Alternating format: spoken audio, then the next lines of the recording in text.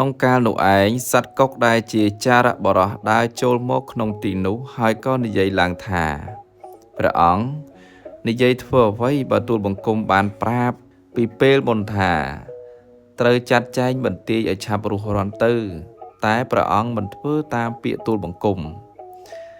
ហេតុនោះហើយបានជាព្រះអង្គត្រូវទទួលផលនៃការប្រងើយកន្តើយក្នុងកាលនេះឯង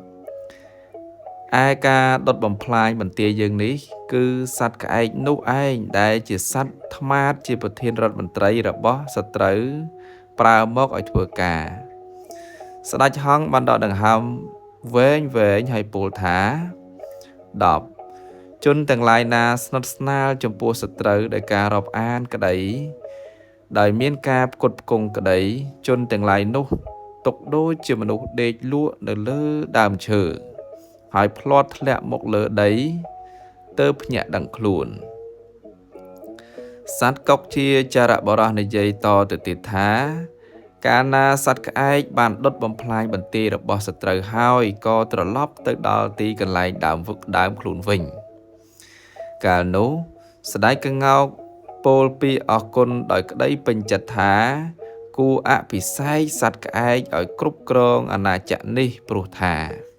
11ព្រះរាជាមិនគួរប្រងើយកន្តើយចំពោះកិច្ចការរបស់អាមាត្យដែលបានបំពេញនាទីបរិបូរណ៍ហើយទេគួរលើកដំកើងអាមាត្យនោះដោយរង្វាន់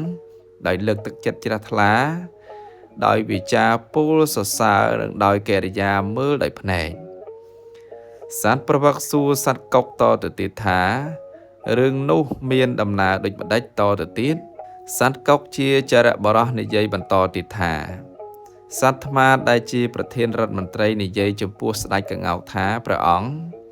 ប៉ុណ្ណឹងមិនទាន់សមគួរទេសូមព្រះអង្គប្រកាសសេចក្តីពេញចិត្តដតីផ្សេងទៀតផងដូចជា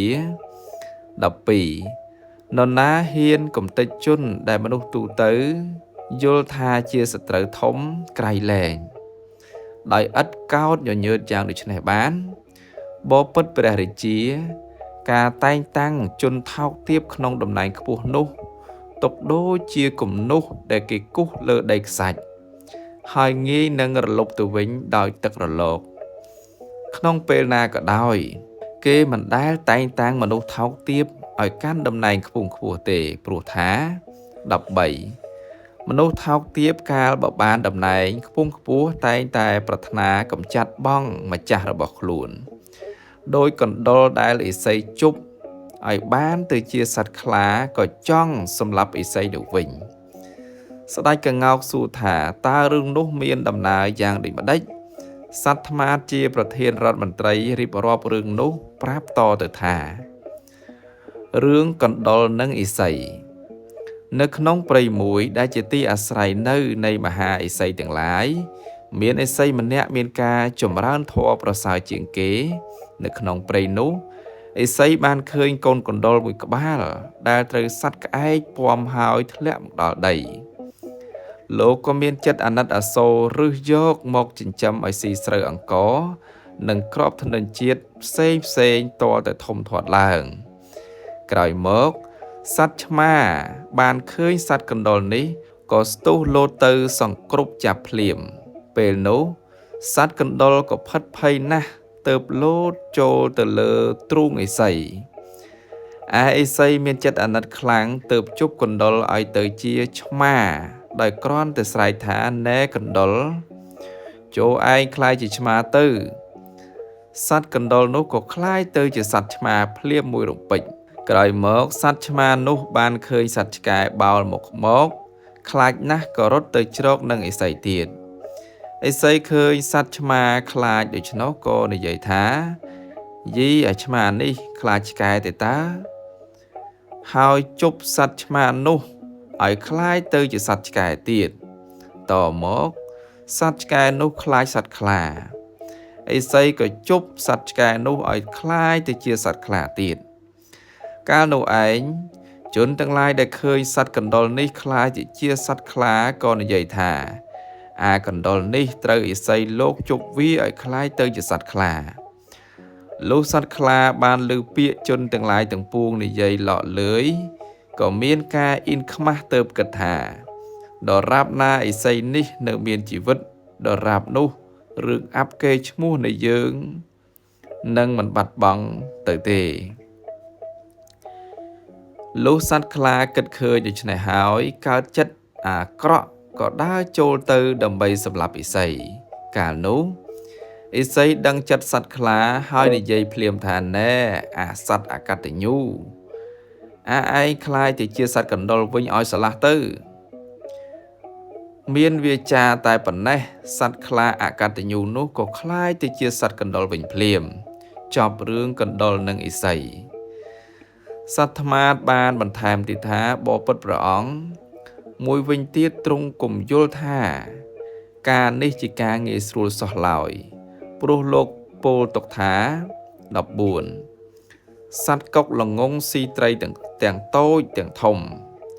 ទាំងមធ្យមអស់រលីងដោយសេចក្តីលោភបន្ទាប់មកត្រូវក្តាមគៀបស្លាប់ទៅអង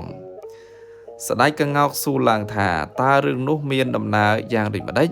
សត្វថ្មាតជាមន្ត្រីនិយាយរឿងនោះប្រាប់ថារឿងកុកនិងក្តាមនៅក្នុងភូមិមួយមានត្រពាំងមួយកន្លែងដែលជាទីអាស្រ័យរបស់សត្វកុកចាស់មួយក្បាលសត្វកុកនោះខ្សោយកម្លាំងនឹងស្វែងរកចំណីអាហារបរិភោគមិនបានក៏ធ្វើពុតជាលំបាកវេទនាឲ្យគេឃើញគ្រានោះក៏មានសត្វក្តាមមួយនៅក្បែរនោះឃើញសត្វកុកសំកុកដូច្នោះក៏សួរទៅថា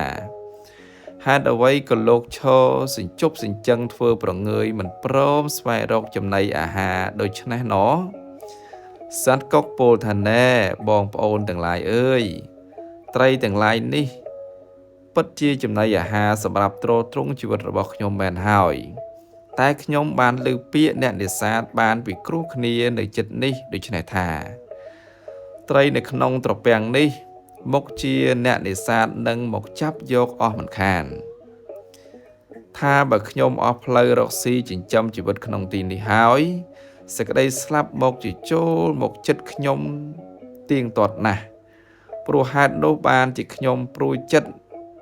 សូម្បីតែអាហារក៏ប្រងើយកន្តើយមិននឹកនាឃ្លានសោះកាលនោះឯងវងត្រីទាំងឡាយរំពឹងគិតគ្នាថាណែអ្នកដ៏ចម្រើនទាំងឡាយទោះជាយ៉ាងណាក៏ដោយពេលនេះគួរទុកសត្វកុកចាស់នេះធ្វើជាអ្នកមានគុណដល់យើងគ្រប់គ្នាទៅចោះហើយយើងចូលទៅសួរសត្វកុកចាស់មើលតើនឹងត្រូវធ្វើដូចម្ដេចឲ្យសុខស្រួលដូចតទៅព្រោះថា15បុគ្គលគួរចងស្ពានមេត្រីជាមួយសត្រូវដែលធ្វើគុណតែកុំធ្វើជាមួយមិត្តដែលធ្វើទោសឡើយគុណនិងទោសទាំងពីរប្រការនេះជាលក្ខណៈដែលបុគ្គលគប្បីកំណត់ដឹងចំពោះសត្រូវនិងមិត្តទាំងឡាយត្រីទាំងឡាយសួរទៅសត្វកុកចាស់តទៅទៀតថាលោកកុកដ៏ចម្រើនអើយក្នុងកាលឥឡូវនេះតើលោកមានឧបាយកលជួយរក្សាយើងយ៉ាងដូចម្ដេចខ្លះសត្វកុកប្រាប់ថាឧបាយកលដែលជួយឲ្យអ្នកទាំងឡាយបានរួចជីវិតនោះគឺត្រូវឲ្យអ្នកទាំងឡាយចេញទៅរកទីអាស្រ័យនៅក្នុងស្រះដទៃទៀតខ្ញុំនឹងនាំយកអ្នកទាំងឡាយម្ដងមួយឲ្យទៅក្នុងស្រះនោះត្រីទាំងឡាយត្រេកអរណាស់ទើបពូលអើងកងឡើងថាបើដូច្នោះសូមលោកជួយតាមឧបាយកលនោះចោះកាលនោះឯងសត្វកុកចាស់នោះបានពាំនាំយកត្រីម្ដងមួយហើយស៊ីអស់គ្មានសល់លំដាប់មកក្តាមនិយាយនឹងសត្វកុកថាលោកកុកដ៏ចម្រើនសូមលោកយកខ្ញុំទៅរស់នៅក្នុងស្រះនោះផងកាលនោះឯងកុកចាស់ត្រេកអរចង់ស៊ីសាច់ក្តាមម្ដងព្រោះខ្លួនមិនដែលបានស៊ីសោះក៏នាំក្តាមយកទៅដាក់លើគោកមួយកន្លែងក្តាមជាសត្វវាងវៃដឹងតន់ក្រឡេកមើលទៅក្រោមឃើញឆ្អឹងត្រីពាសពេញដីទើបរំពឹងគិតថាអាត្មាអញដល់គ្រោះស្លាប់ខ្លួនហើយទេតាឥឡូវនេះអាត្មាអញត្រូវរកឧបាយកលកែខៃឲ្យរួចពីទុក្ខឲ្យស្របតាមបរិយាកាសនេះសិនសត្វក្តាមគិតរកឧបាយកលល្អឃើញដូច្នេះហើយ តាំងយកដង្កៀបគៀបកកុកភ្លាមគៀបទាល់តែដាច់មាត់ស្លាប់ទៅអងចប់រឿងកុកនឹងក្តាម